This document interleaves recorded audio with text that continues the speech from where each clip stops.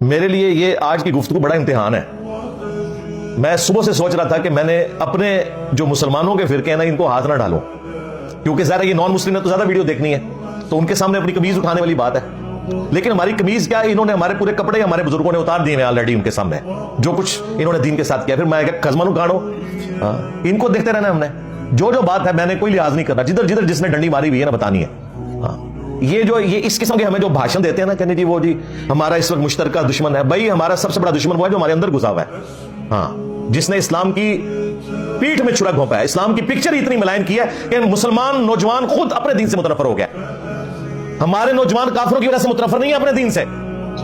کافروں کا تو تعارف ان کو کہاں سے ہوتا ہے, وہ جب بڑی عمر پہ پہنچے, اور آج کل بھی سوشل میڈیا کی وجہ سے تھوڑا بہت, ورنہ پہلے کیا تھا, یہ تمہارے مولوی ہے جن کی وجہ سے متنفر ہوئی ہے ینگ جنریشن جو ہے, یہ کافروں کی وجہ سے متنفر نہیں ہوئی بھی ہے. لہٰذا یہ پہلے دشمن یہ ہیں ہمارے, یہ غدار ہیں. اس کے علاوہ 10 بڑے بڑے ایشوز ایسے ہیں جو اکثر نان مسلمز بھی مسلمانوں سے سوال پوچھتے ہیں, بلکہ مسلمان بھی اپنے علماء سے پوچھ رہے ہوتے ہیں کہ اس کا شرعی حکم بیان کریں. وہ جو 10 بڑے بڑے ایشوز ہیں میں انہیں ایک ایک کر کے بیان کر دیتا ہوں مختصراً, تاکہ ایک ہی جگہ کے اوپر یہ ساری ریکارڈنگ آ جائے. مستقبل میں کبھی آپ کو نان مسلمز کے حوالے سے کوئی بھی اس اعتبار سے پرابلم آئے تو یہ ایک ویڈیو شیئر کر دیں, تو وہ انشاءاللہ تعالیٰ کافی ہو جائے گی انشاءاللہ. ایشو نمبر 1, کیا غیر مسلم کے ساتھ کھانا پینا جائز ہے؟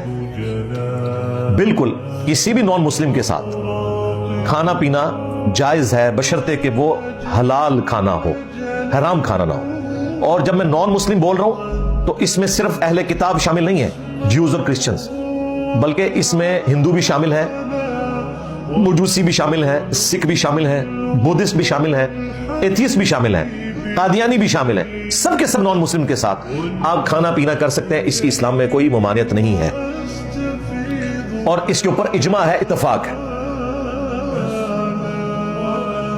ایشو نمبر 2 وہ ہے لین دین کا معاملہ. کیا آپ نان مسلم کے ساتھ لین دین کر سکتے ہیں؟ تو بالکل کر سکتے ہیں. نان مسلم خواہ وہ جیوز ہوں, کرسچنز ہوں, ہندو ہوں, قادیانی ہوں, کوئی بھی ہوں, ان کے ساتھ آپ لین دین کر سکتے ہیں. نبی الاسلام نے لین دین کا معاملہ کیا ہے. ایشو نمبر 3 وہ ہے نکاح کا معاملہ, شادی کرنے کا معاملہ.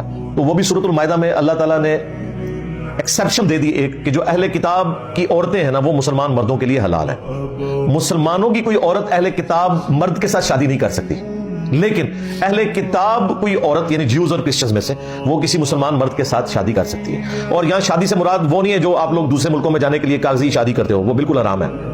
شادی اسلام میں خاندانی سسٹم کو چلانے کے لیے ہوتی ہے, یہ ذہن میں رکھیے گا, یہ کاغذی کارروائیوں کے لیے نہیں ہوتی.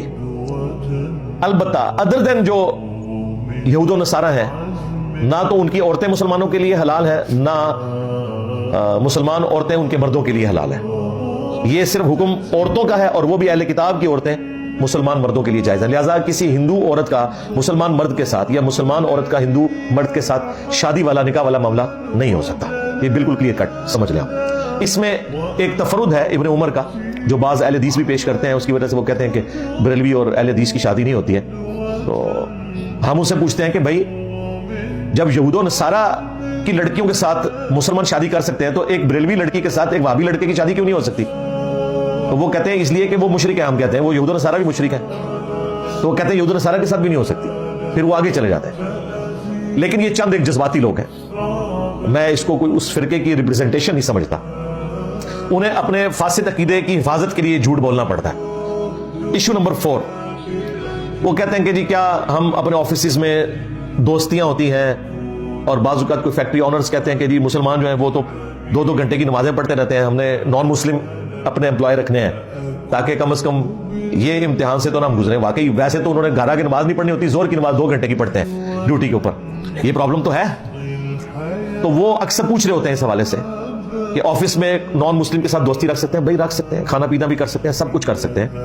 نہیں جی قرآن پاک میں آیا ہے کہ یہود و نصارہ تمہارے دوست نہیں ہو سکتے. بھائی قرآن پاک میں اگر یہ آیا تو اللہ تعالیٰ نے قرآن پاک میں یہ بھی کہا ہے کہ جو قریبی محبت میں تم نصارہ کو باقی سب سے بہتر پاؤ گے.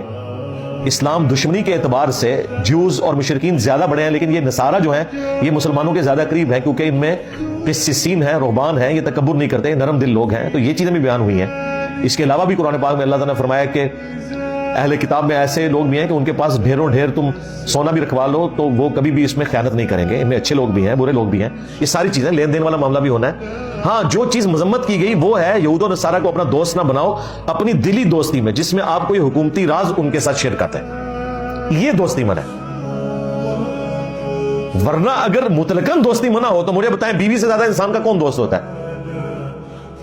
کیا بیوی کے ساتھ دشمنی کا رشتہ ہوتا ہے؟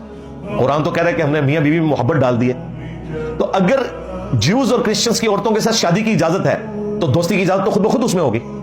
لیکن آپ نے مسلمانوں کا کوئی راز ایسا نہیں بتانا, اور وہ تو کسی مسلمان بیوی کو بھی نہیں بتانا. بالکل سیدھی سی بات ہے. ہم نے جو سیکورٹی اوتھ دیا ہوتا ہے ایٹمی انرجی کے اداروں میں, ہم اپنے فیملی ممبرز کے ساتھ بھی صرف اتنی ڈسکشن کر سکتے ہیں جتنی پبلکلی رپورٹ ہوئی بھی ہے, میڈیا میں آ جائے یا ویب سائٹس پہ اویلیبل ہو. باقی ساری تفصیلات تو نہیں بتاتے ان کو.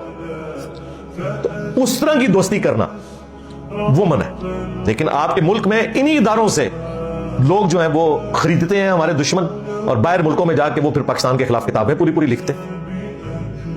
اور یہ سارے کتابیں لکھنے والے اس ادارے سے تعلق رکھتے ہیں جو پوری قوم کو حب الوطنی کا درس دیتا ہے. انہی کے اداروں سے سارے بھاگ کے گئے ہوئے ہیں جو اس قسم کی حرکتیں کرتے ہیں. تو دلی دوستی اس اعتبار سے کہ کوئی مسلمانوں کا راز لیک ہو جائے یہ نہیں کرنی. باقی ٹھیک ہے, گپ شپ بھی کریں, مدد بھی کریں. ایشو نمبر 5 وہ ہے سلام کرنے کا مسئلہ, کہ آپ کیا نان مسلم کو سلام کر سکتے ہیں یا اس کے سلام کا جواب دے سکتے ہیں؟ نان مسلم کو آپ سلام کر سکتے ہیں, ان کے سلام کا جواب بھی دے سکتے ہیں, اور سلام میں پہل بھی کر سکتے ہیں. کیسے؟ دیکھیں, بخاری اور مسلم دونوں میں حدیث موجود ہے کہ یہودی جب مسلمانوں کو سلام کیا کرتے تھے نا تو وہ کہا کرتے تھے السلام علیکم, الفاظ کو بگاڑتے تھے, اور یہ ان کی عادت تھی. حتتن کو انہوں نے حنتتن کہنا شروع کر دیا, سمعنا و اطعنا کو سمعنا و عصینا کہنا شروع کر دیا. یہاں پہ بھی یہ السلام علیکم کہتے تھے, اور السلام علیکم کا مطلب ہے تم پر موت ہو. تو نبی علیہ السلام نے فرمایا کہ جب یہودی تمہیں کہیں نا السلام علیکم تو تم انہیں کہا کرو وعلیکا یا وعلیکم, اور تم پر بھی ہو, یعنی جو تم نے مجھ پر بھیجا ہے وہی تم پر واپس چلی جائے. یہ نہیں ہو سکتا کہ وہ السلام علیکم کہہ رہے ہیں اور تم وعلیکم السلام کہو. اس وجہ سے وعلیکم السلام کہنے سے نبی علیہ السلام نے منع کیا تھا. وعلیکم میں بھی جواب ہو جاتا ہے, کیونکہ آپ نے فرمایا جب وہ تم پر موت بھیج رہے ہوں گے, جب تم وعلیکم کہو گے وہ اس پہ لوٹ جائے گا. یہ اس بات کا ثبوت ہے کہ السلام کا جواب وعلیکم سے بھی ہو جاتا ہے. آپ مسلمان کو بھی کہہ دینا, ہم انگریزی میں بھی کہتے ہیں سیم ٹو یو, جو تم نے مجھے کہا وہی تمہارے لیے. کوئی عید مبارک کا لمبا سا میسج مجھے بھیج دے, ویسے میں موبائل دیکھتا ہی نہیں ہوں, کہیں مجھے مجبوراً جواب دینا پڑ جائے, اتنی لمبی تو مجھ سے انگریزی نہیں لکھی جاتی, میں لکھتا ہوں سیم ٹو یو بس, وعلیکم, یعنی جو جو دعائیں تم نے مجھے دی. اجازت ہے, نبی علیہ السلام نے بھی کہا. لہٰذا اگر آپ کسی عام مسلمان کو بھی السلام علیکم کے جواب میں وعلیکم کہتے ہیں نا تو یہ پرفیکٹ جواب ہے, کیونکہ اس نے کیا کہا, تم پر سلام ہو, ہم نے کہا آپ پر بھی ہو. سلام لفظ بولنے کی ضرورت نہیں ہے, کانٹیکسٹ یہی ہے کہ تم نے سلام بھیجا, تم پہ سلام ہو. ویسے تو یہ اللہ بات ہے کہ یہاں پہ بریلوی دیوبندی اہل حدیث آپس میں ایک دوسرے کے سلام کے قائل نہیں ہیں, لہٰذا یہ سلام والا معاملہ بھی کلیئر ہو گیا. ایشو نمبر 6, کسی نان مسلم کو کیا ہم قرآن حکیم پڑھنے کے لیے دے سکتے ہیں؟ جی بالکل دے سکتے ہیں. قرآن پاک تو بریلویوں کے نزدیک تو نازلی کافروں کے لیے ہوا ہے. ہاں, آپ کوئی آیت پیش کریں کہتے ہیں کافروں نے بارے چاہے, کافروں نے بارے چاہے, تو بریلوی تو مانتے ہیں کہ کافروں کو ہی دینا چاہیے, وہ کہتے ہیں ہمارے لیے تو نازل ہی نہیں ہوا. تو یہ میں نے نظامی جواب کے طور پہ بات کی ہے, پھکی کے طور پہ. تو نان مسلم کو آپ نے قرآن ہی تو دینا ہے. اسلام کو آپ نے اسٹڈی اس اعتبار سے کروانا ہے کہ آپ کہیں گے جی یہ اسلام کے نمائندہ علماء ہیں, ان کو دیکھیں اور صحابہ کرام کی یاد تازہ ہو جائے گی. ٹھیک ہے, تو ان کو دیکھنے سے صحابہ کرام کی یاد تازہ نہیں ہوتی, صحابہ کے مخالفین کی یادیں تازہ ہوتی ہیں. تو قرآن ہی پڑھنے کے لیے دیں گے. قرآن نازل ہوا مشرکین عرب کے اوپر, اور انہوں نے قرآن سن کے اسلام قبول کیا. جتنے صحابہ کرام قرآن کی وجہ سے مسلمان ہوئے ہیں. نبی علیہ السلام کی دعوت کا انسٹرومنٹ یہی ہے, وَأُوحِيَ إِلَيَّ هَذَا الْقُرْآنُ لِأُنذِرَكُم بِهِ وَمَن بَلَغَ. نبی تم فرماؤ قرآن مجھے اس لیے وحی کیا گیا تاکہ اس قرآن کے ذریعے میں تمہیں بھی ڈر سنا دوں, اور جس تک یہ دعوت پہنچ جائے اس قرآن کے ذریعے دعوت کریں. اچھا, جب ہم یہ بات کرتے ہیں تو کہتے ہیں چلیں آپ احتیاط کریں, ترجمہ دیتے ہیں, عربی والا قرآن نہ دیں. ان کے نزدیک جو ترجمہ ہے وہ قرآن ہی کوئی نہیں ہے.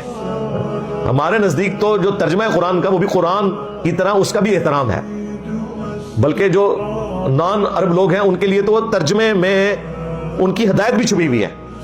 عربی والے سے تو صرف ثواب ملنا ہے, اور وہ بھی اس صورت میں اگر آپ نے اس کے اوپر عمل کیا. اگر قرآن پڑھ کے اپنے اوپر لعنتیں بھیجتے رہے, جا رہے قرآن میں تو ہے لعنت اللہ علی الکاذبین, جھوٹوں پر اللہ کی لعنت, تو اپنے اوپر لعنت بھیج دی. لعنت اللہ علی الظالمین، ظالموں پر اللہ کی لعنت، اور شرک سے بڑا کوئی ظلم نہیں، اپنے اوپر خود لعنت بھیج دی.